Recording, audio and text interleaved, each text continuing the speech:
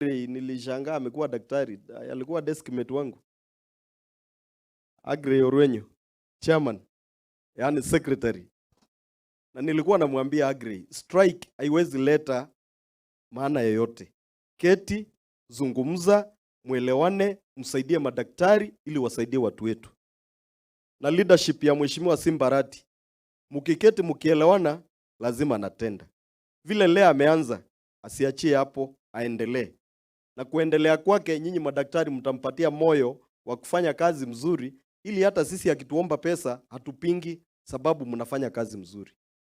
Your Excellency, tulitembea hapa weekend committee ya health na waheshimiwa wachache.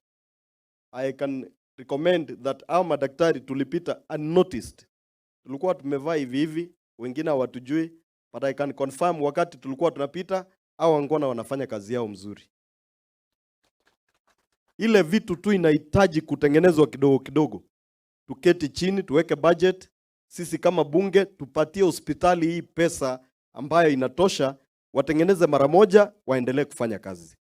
We need that mother child hospital ianze kufanya kazi kama tunaendelea kufanya siasa.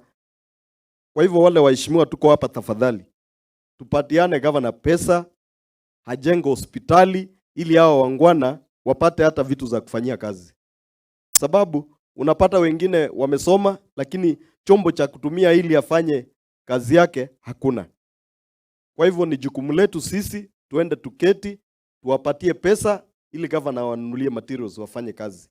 Love Your Excellency, mimi wakati niliona huyu daktari alikuwa anaambia watu wa kushangilie. Kuna mwanadada pale yule amevaa miwani.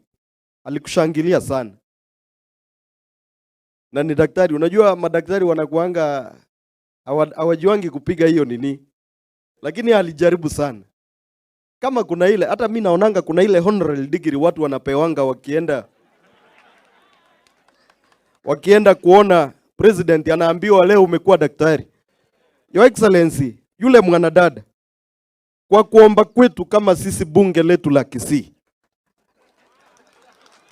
kama ulikuwa umempromote, kama alikuwa amepromotiwa grade 1, Your Excellency, tunaomba umuongeze umchukue hiyo nyingine ya juu.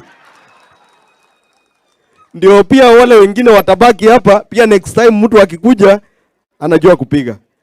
Kwa hayo mengi na machache, waziri njoo endelee.